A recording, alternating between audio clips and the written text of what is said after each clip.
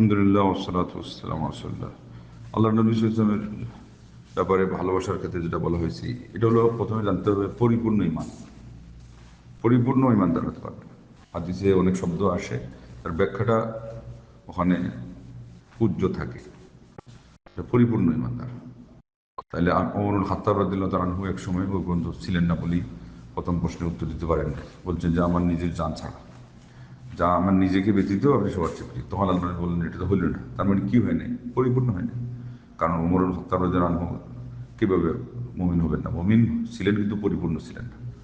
এরপরে বোঝাপড়া করছেন, তারপরে বলছেন যে না এখন আমার জানের চেয়ে প্রিয়। তো আল্লাহ নবী বললেন হয়েছে এবার, তার মানে পূর্ণতা লাভ করেছে।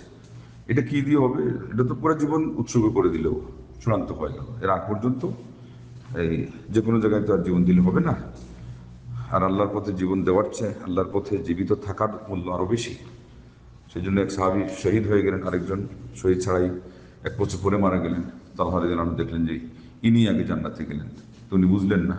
আল্লাহ নবী বললেন যে এটা হলো এই জন্য যে 1 বছর এসে যত সালাত সিয়াম এবং যা কিছু আবাদত করছে এগুলো হলো ওই শহীদ হয়ে যিনি চলে গেছে তার চেয়ে বেশি।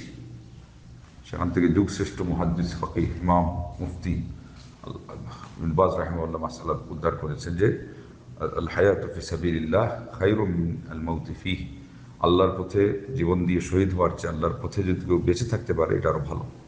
কিন্তু এখানে ধর্তব্য বিষয় হলো আল্লাহর পথে জীবনটা যেন হয় আল্লাহর সন্তুষ্টির অধীনে। তখন যেটাই করা হবে সবটাতেই কল্যাণ।